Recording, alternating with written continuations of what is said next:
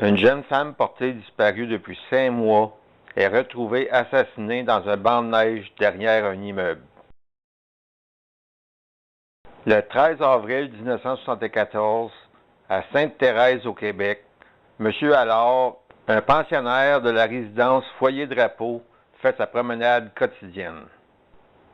C'est avec stupeur qu'il aperçoit 2 jambes humaines qui sortent d'un banc de neige près du stationnement derrière cette résidence de personnes âgées située au 100 Chamoine Lionel Groulx. La police est aussitôt alertée. Les policiers arrivent rapidement sur les lieux et constatent que c'est le cadavre d'une femme. Ils ont maintenant la terrible tâche de déloger le corps coincé dans la neige et dans la glace avec des pelles et une hache. Pendant cette opération délicate, ils trouvent des vêtements et un couteau près du corps. La femme a été poignardée à plusieurs reprises au torse et a reçu 2 coups de couteau dans le dos. Elle avait été coupée diagonalement sur les cuisses. Le sein gauche avait aussi été entaillé.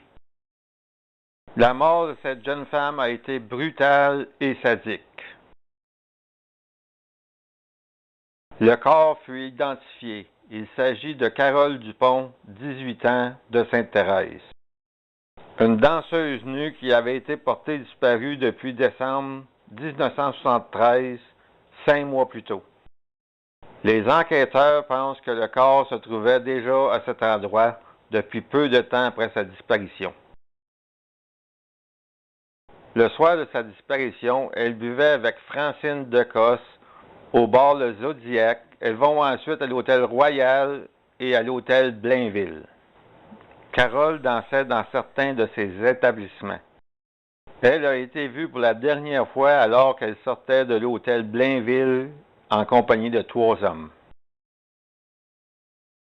Durant l'enquête, la mère de la victime explique que sa fille Carole était souvent sous l'influence de la drogue, n'avait jamais d'argent et était presque toujours dans les bars entourée d'hommes durs et peu recommandables.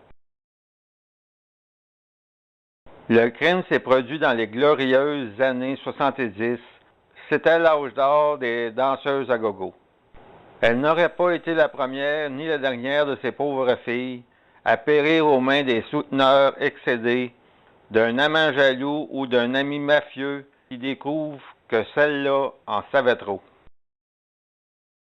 Malgré une enquête et de nombreuses personnes interrogées, aucun indice ou piste n'a pu aider à découvrir qui a été l'auteur de ce crime sadique qui a coûté la vie à cette jeune femme de 18 ans de Sainte-Thérèse au Québec.